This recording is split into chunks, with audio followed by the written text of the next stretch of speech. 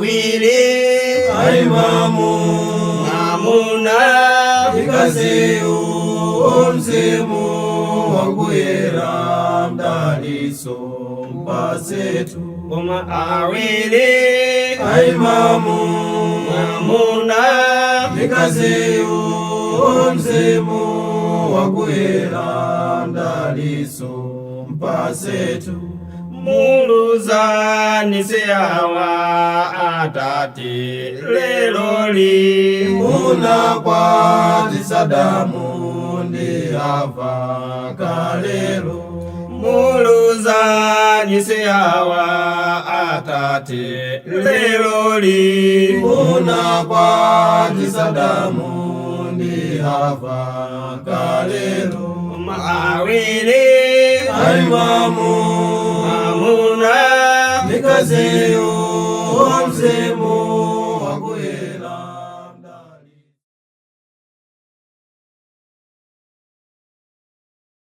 Yafikanso nthawi yathu imene tupitirizabe kuphunzira phunziro lokudza banja. Pa tsiku la lero muliso ndine m'bale wanu Kunjero Kondwe ndipo tikulowanso mu phunziro lina lokudza banja limene tikambenso pagawo limene taliyamba phunziro lathu lambuyo lija lokudza mamuna. Posi ndiyo kuti banja limakhala ndi mamuna komanso mkazi komanso mabanja ena amatha kukhala ndi ana. Ndiye tinaona chinthu chofunikira kuti pamene takhala tiphunzira zokudza banja tilo gawo limene tidziona wina aliyense amene amapezeka pa banja ndi kuti tikhoza kuphunzira bwanji komanso kuti angagwire ntchito ya mtundu wanji kuti banja likhale labwino. Pozindikira kuti banja limakhala ndi anthu ambiri oterowo, ntchito chofunika kuti aliyense limone payekha tione kuti aliyense ali ndi udindo wanji kuti banja lawo litokhala labwino kapena banja lawo litokhala lolakwika chifukwa cha udindo wawo. Koma monga mwa nthawi zonse timafotokozanso kuti mene mukhoza kukhala ndi funso kapena ndimanga pa yokudza programu imeneyi mukhoza kutipeza pogwiritsa ntchito nambala iyi 082766018 imene mukhoza kufunsa komanso mwina kupereka ndimanga komanso mwina mufuna phunziro imene titumizire mtomvera komanso maphunziro ena amene simunamvere tizaso kutumizirani. Komanso mukhoza phunziro imene komanso maphunziro ena pa tsamba lathu la YouTube kunguyang'ana Lilongwe School Biblical Studies mudzatopeza maphunziro ambiri amene angatikupirizani inu moyo wanu wa uzimu. Pa tsiku la lero talowa mu gawo lachiwiri, osati gawo lachiwiri la phunziro lathu koma gawo lachiwiri loona mamuna. Gawo loyamba tinaonapo zokudza atate wathu amene ali bambo wathu amene anatipatsa chitsanzo chabwino ngati good father. Potithandizira ife kutimvetsetsa kuti kodi udindo umene bambo ali nawo ndotani.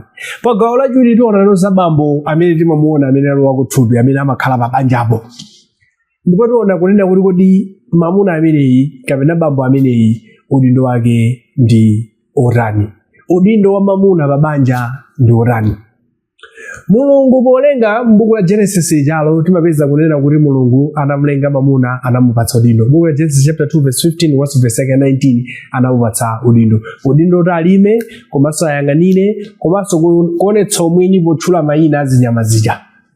Ndoti Mulungu pomupatsa mamuna amene pomulenga mamuna amene sanangomusiyayi koma anamupatsa udindo umene uli ofunikira.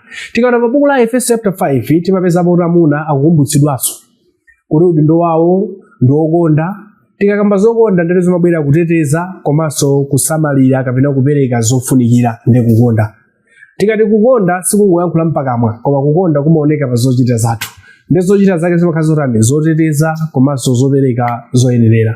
Ndiye Mulungu anayika mamuna aliyense utsogoleri. Zimangokhala mwina zovuta nthawi zina timaona amuna ena amene amaoneka ngati akuvutika kutsogolera banja lawo.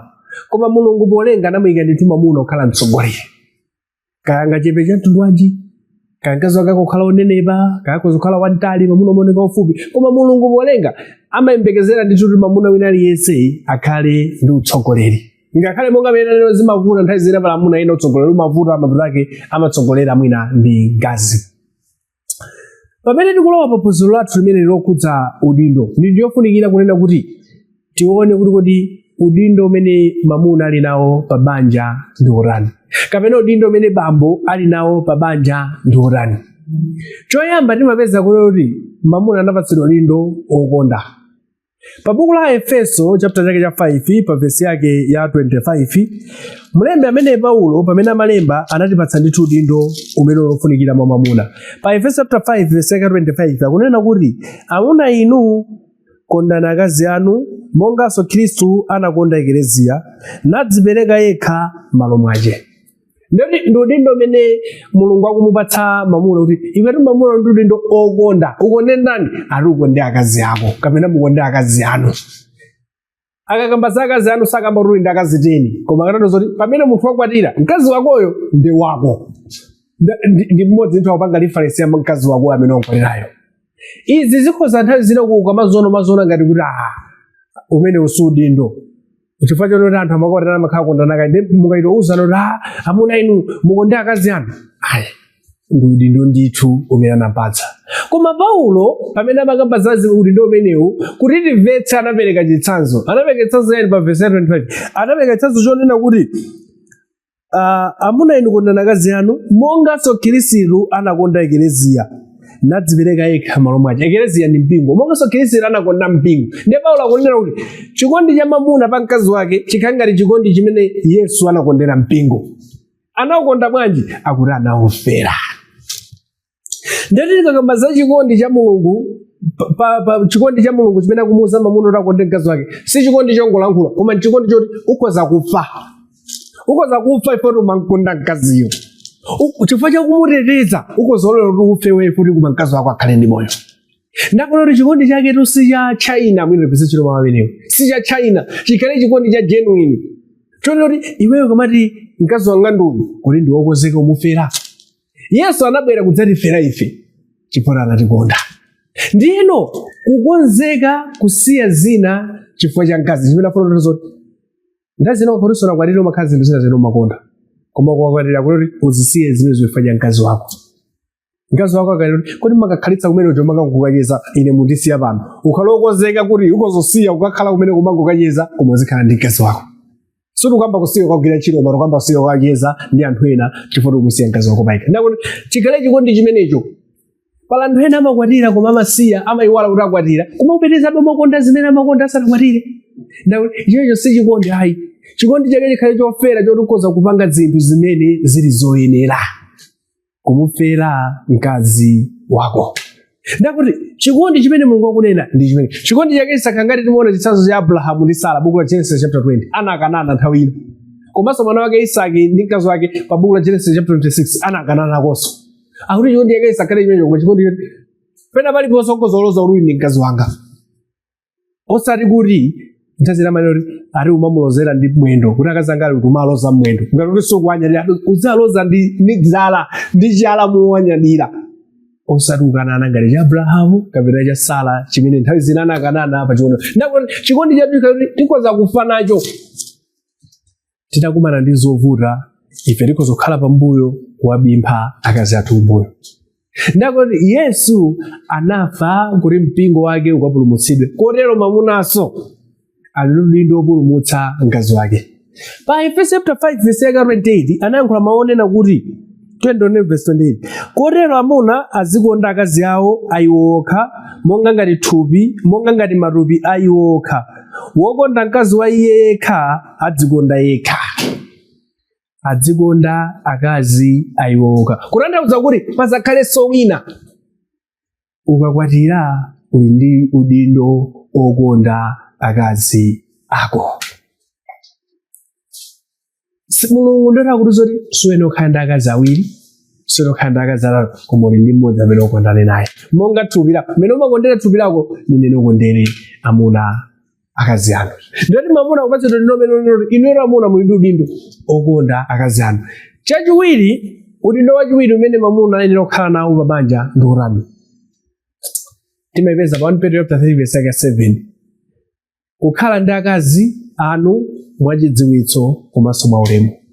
Mamuna ali ndi udindo okhala ndi akazi ake mwachidziwitso komanso mwaulemu. Petro pamene amalemba analemba fundo zofunika kwambiri pa 1 Peter chapter 3 verse 7. 1 Peter chapter 3 verse 7 akunena kuti momwemonso amuna inu khalani nawo monga mwachidziwitso ndi kuchitira mkazi ulemu monga chotengera chochepa mphamvu monganso wolowa nyumba pamodzi wa chisomo cha moyo kuti mapemphero anu angaletsedwe.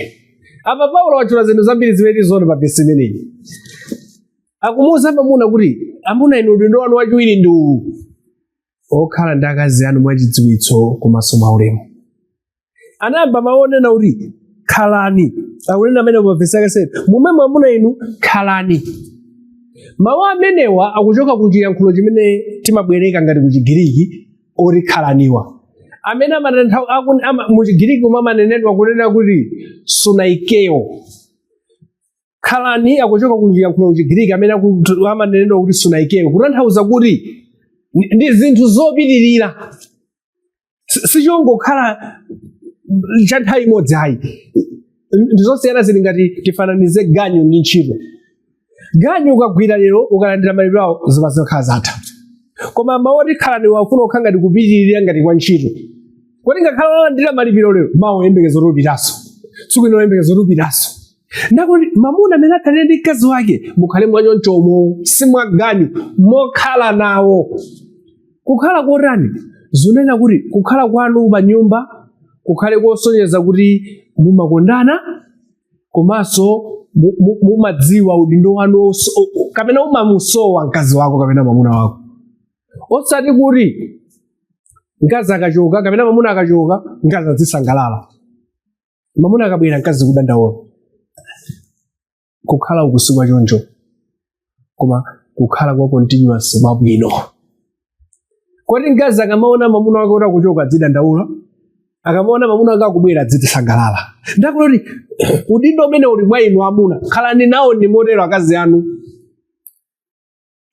Mwina tikatitike pa mapesenteji mabanja ambiri amene mamuna akhala bwino ndi akazi ake kapena mabanja amene akazi akhala bwino ndi amuna awo. Mwina mukuzopanga conclusion yanu kutengera ndi mmene somaonera madera mwanu, koma mukapeza kunena kuti nthawi zambiri mwina akazi amazunzika ndi amuna awo kuposa mwina amuna ozunzika ndi akazi awo. Zikuchitika zonsezi koma mabanja ambiri ndi amene amuna azunza akazi awo than akazi kuzunza amuna awo. Ndakuti ndifanga kupanga emphasize kwa mamuna kuti muli ndi udindo umenewu khalani nawo ndi bwino. Mukhale nawo ngati kuti mwakwatirana lero. Zoti mwakhala mabanja zaka 10, 20, 30 muzikhala mwakwatirana ndi udindo umene akuwuza mamuna kuti akhale nawo akazi awo motero.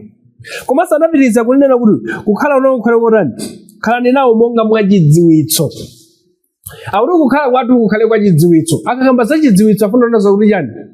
Chidziwitso chakuti ili ndi banja, ndipo muyenera kukondana, ndipo muyenera kumverana. Izi mamuna amayenera azidziwe bwino chifukwa tisayiwale buku la Genesis anambolengedwa mamuna. Mamuna amene anapatsidwa malamulo amenewa. Ndeti mamuna amene azidziwa bwino. Kukhala mwachidziwitso. Udzidziwa ndithu uli ndi udindo. Osayiwale kuti uli ndi udindo. Khala nawo ndi bwino akazi anu. Akunena choncho. Komanso akupitiriza pa musiba wake pakupitiriza kunena kuti ndikuchitira mkazi ulemu. I think tonse timadziwa kuti ulemu ndi chani. Ndakunena kuti amuna inu akazi anu mwachitira ulemu. Mamuna ali ndi udindo mpatsa mkazi wake ulemu. Alipo nthawi zina zimapezeka kunena kuti mwina anthu ena amapereka ulemu kwa bwana awo.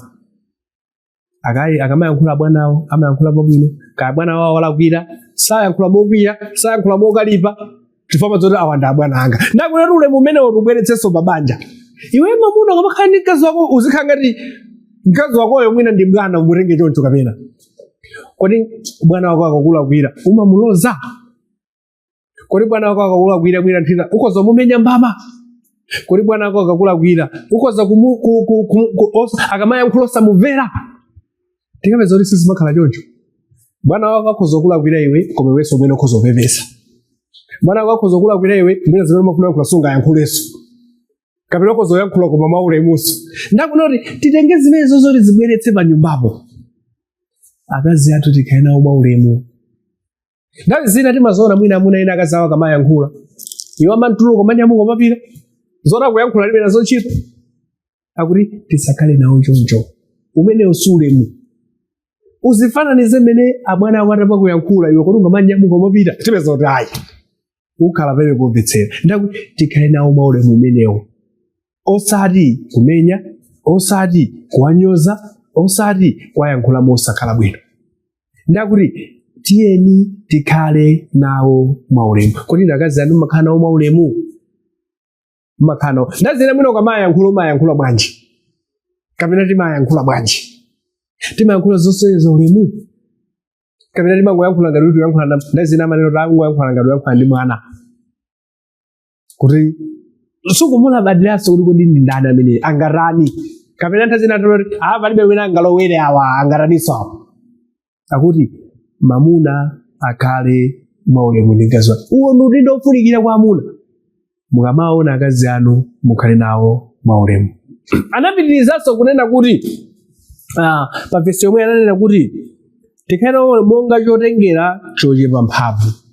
Akuti tikhale nawo mwaulemu monga chotengera chochepa mphamvu. Pachilengedwe mkazi ndi ochepa mphamvu, komanso pachilengedwe mkazi analengedwa kuti amakhala pansi pa mamuna. Mkazi amayenera kumvera. Ndakuti izi ndi zinalengedwa pachilengedwe. Njira imene angagwire mwina mamuna ndi njira imene angagwire mkazi sizingafanane. Ndakuti iweyo zoti pachilengedwe mkazi analengedwa kuti ngochepa mphamvu, komanso analengedwa kuti pachilengedwe ali pansi pa mamuna. Anthu kungokwatirana simakhala pansi mangambirana kuti kodi atsogolere banja lino ndani ayi.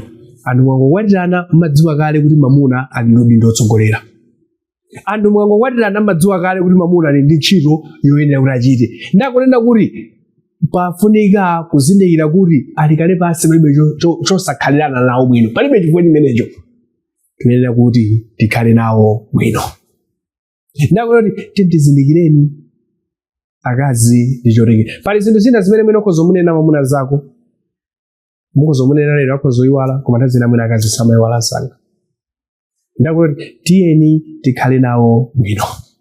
Chinthu chinanso chimene anachinena pamenepo, pananena kuti anapitiriza kunena kuti olowa nyumba pamodzi wachisomo cha moyo. Olowa nyumba pamodzi wachisomo. Afuna kuti mamuna ndi mkazi onse amalowa nyumba imodzi mu mpingo ya uzimu zochitika za unizimu. Ndakunena kuti iweyo koma khali mamuna muzoti nosena muli nyumba imodzi. Ngati mukalowa kumwamba nonse mukakumana kumwambako. Ngati nonse simukalowa kumwamba mukalowa jahena mukakumananso kuleso kumene kunonse. Ndati mukamakhala pano mudzikumbukiranso kuti mulowa nyumba imodzi, chipembedzo chimodzi, mpingo umodzi, nonse muyembekezeranso chinthu chimodzi. Ndi akupitiriza kutsimikiza kuti ndi chinthu chofunikira kwambiri kuti tichione amuna tiyenera kukhala ndi akazi athu. Kodi inu mulorani? Tikamakhala timakhala morani? Pamapeto panamalizitsa ndi maonena kuti mapemphero anu angaletsedwe. Mamuna ngati sakhala bwino ndi mkazi wake akuti mapemphero anu amaletsedwa. Kuletsedwa fotanizani Mulungu sava, olo lipemphere Mulungu sava. Sindikudziwa ngati ena munamvapo nthawi zina nthawi kuti awarasana kwatire zinthu zimayendera, koma atakwatira zinthu sizoyenda bwino. Mwina enanso munamvapo kunena kuti awarasana kwatire sizimayendera, koma atakwatira zinamboyendera. Mwina zonse zitinamvapo. Ndi apa Baibulo kutiuza kuti ukamakapanda kukhala bwino ndi mkazi wako mapemphero sava.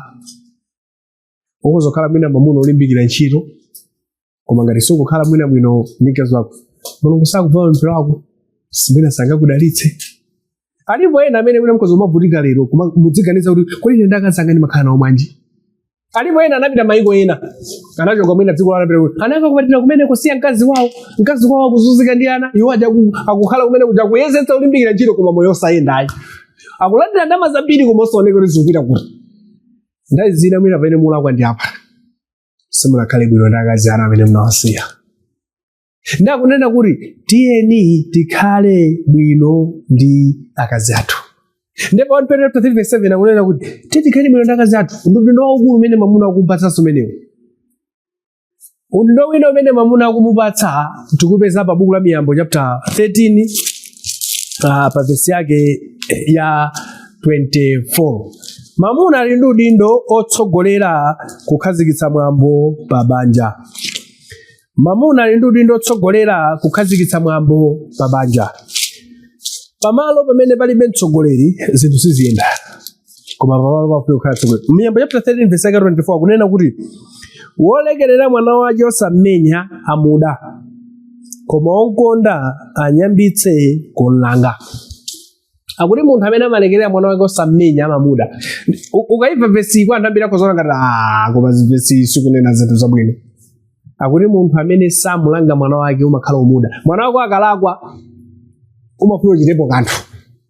ngati suchita pokana akulu kumuda sukumukonda ndazena pati asi ndingamenye mwananga ine iyi mwananga iyi ndimankonda kumeneko sikukonda kumeneko ndikumuda ndipo mamuna wabwino amakhala mamuna oyambitsa mwambo pabanja pake tinaona buku mphunzira lathu lambuyo lija mulungu amapereka malire ukachita izi udzalandira izi ukapanda kuchita izi udzalandira ngati ifeyo sitikhala amuna okhazikitsa mwambo pabanja pathu tidziwe kuti sitionetsa chikondi pa ana athu.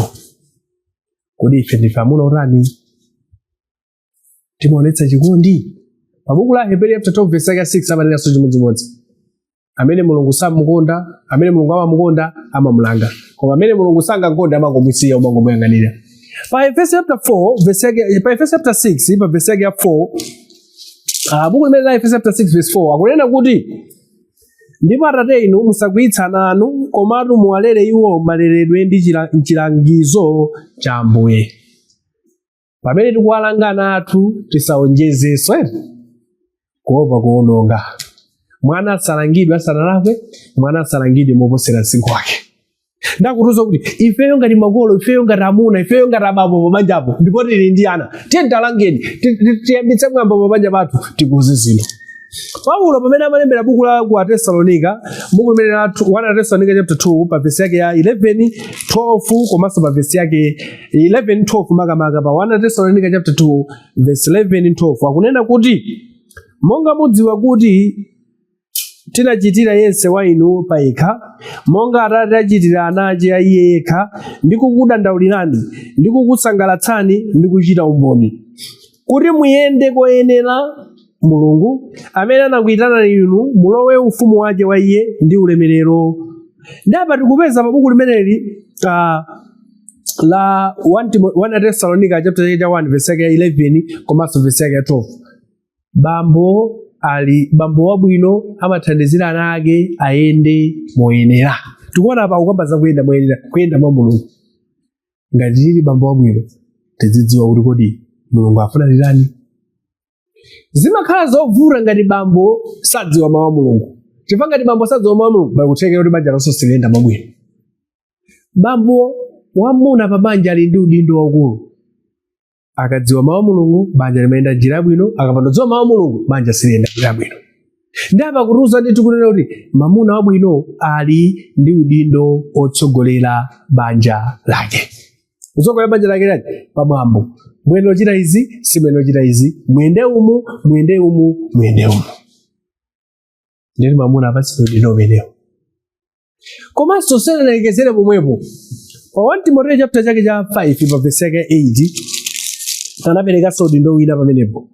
Pa verse 8 akunena kuti koma ngati wina sadzisungira mbumba yake ya yekha, makamaka iwo a banja lake, wakana chikhulupiriro iye, ndipo ayipa oposa osakhulupirira. Paulo apa akulembera Timotheo kuti ngati pali munthu wina amene sadzisungira mbumba yake yekha, makamaka banja pake amayipa oposa osakhulupirira, akutipatsanso udindo wina. Mamuna ali ndi udindo opatsa banja lake zoyenera. Mwamuna amene amalephera kuthandizira banja lake zoyenera akuti amakhala oyipa kuposa osakhulupirira. Ndete tingofananizani munthu wopemphera ndi munthu osapemphera, anthu awiriwo. Koma akunena kuti amene ali wopemphera koma akulephera kusamala banja lake akuti amakhala oyipa kuposa osakhulupirira. Ndete ukupemphera koma ngati ulephera kulipatsa banja lako zoyenera ndi oyipa. Ndeti mamuna ali ndi udindo woyendetsetsa kuti banja langa malo okhala alipo, kuti banja langa zakudya komanso zovala zilipo, kuti banja langa ndili ndi zinthu zoyenerera kuti ndizipatse banja langa zimene zili zofunikira. Mamuna ali ndi udindo oonetsetsa kuti ali ndi ana omwe adzakwanitse kuwasamala.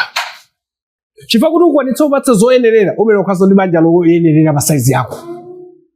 Anthu ena ali ndi kuthekera kuti atakhala ndi ana 10 akhozosamala. Kalekale anthu amakhala ndi ana 12, 15, mwina ena amakhala oposera amasamala.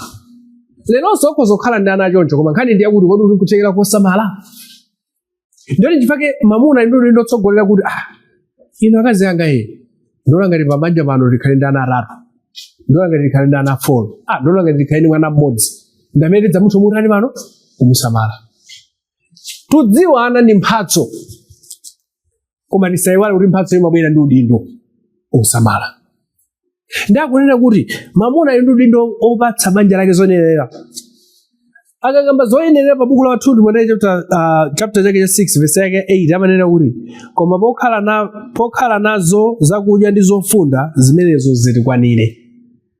Mamuna ali ndi udindo opanga provide ma basic needs a mabanja. Malo okhala, zakudya, zofunda, kapena zovala. Ndi udindo umene mamuna ali nawo. Tidzaonanso udindo umene mkazi ali nawo, koma tikukamba za udindo umene mamuna ali nawo. Ndiyo zikuthandiza kunena kuti inu ngati banja iwe mamuna ngati munthu ukhale pansi ndi mkazi wako kuona kuti akazi anga kuti tikuzokwanitsa kukhala ndi ana angati, tikuzokwanitsa ndi zimene ntchito imene timagwira, business imene timapanga, tikuzokwanitsa kusamala nawo ochuluka motani, kodi malo amene tili nawo tidzakhala motani. Mulungu sanazikoze kuti tizingokhala ndi ana kapena tizingokhala ndi banja lake limene silizolisamala, kuti tikalephera ndi poyipa kuposa osakhulupirira. Ndakutaka kutipatsa tuzuri ifeyotu tili ndi udindo, ifeyotu tili ndi ntchito, ifeyotu nchifake Baibulo likamangamba zokhudza kulera anthu ena amanena kuti Khristu kulera ndi tchimo. Ayi, chifukwa verse 1 Timothy chapter 5 verse yake 8 akuti tili ndi udindo osamala. Ndiyoti munthu wena upanga decision yoti kodi amene ndikwanitsa osamala nangati, ungapanga decision yoti pogwiritsa ntchito njira zosiyanasiyana zimene mpanga kugwiritsa ntchito zolera. Ndiye Mulungu anapatsa udindo umenewu mamuna otsogolera banja lake. Mulungu sanangozisiya ayayi, koma kutilola kuti tisogolere, tisamalire, tipange zinthu zoyenerera. Ndiye tikuona kuti tudziwa Mulungu anatipatsa udindo umenewu. Tudziwa Mulungu anapatsa abambo kapena amuna udindo umenewu. Ndofunika kuti ngati zina tinalibe tikhale nazo. Zibwere komwe ife taziphunzira, tizichite, tizidziwe, tizisunge, tizigwiritse ntchito. Mulungu afuna kuti zitero. Mulungu sayembekezera kunena kuti mwina amuna amatokhala opanda cholakwikayi, tikozokhala ndi zolakwika zina, koma amayembekezera kuti mamuna aliyense aphunzire zoyenera ndipo akhale nazo zabwino. Ife pamene tili mabanja Mulungu anatipatsa udindo, ndipo ena mwa udindo amene tili nawo ndi amenewo. Tichite zinthu zoyenerera, tikatero tidzakhala atsogoleri abwino. Komanso otilondola amene ali akazi athu ndi ana athu adzadziwa kuti amene timulondolayi satigwetsa kumphompho, amene timulondolayi atilondolera njira yabwino. Tikatero tidzakhala amuna abwino. Ndiye taona ndithu kuti tili ndi udindo waukulu ife ngati amuna otsogolera banja lathu limene Mulungu anatipatsa.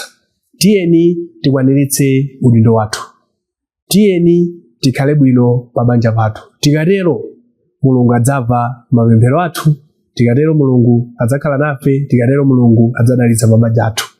Izi zimene timafuna tiphunzire maphunziro athu pamene talowanso gawo lophunzira zokhudza amuna kapena abambo pa banja. Taona kuti mamuna ali ndi udindo umenewu.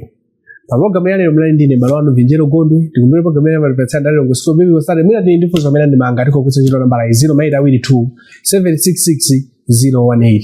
Kufikiranso nthawi ina Mulungu akudalitseni nonse, amen. Awili mamuna ikaziu mzimu wakuyera mdaliso mpasetu. Koma awili mamuna ikaziu mzimu wakuyera mdaliso mpasetu. Muluzanise awa atati leloli muna kwa tisadamu ndi ava kalelo. Muluzanise awa atati leloli muna kwa tisadamu ndi ava kalelo. Awili mamuna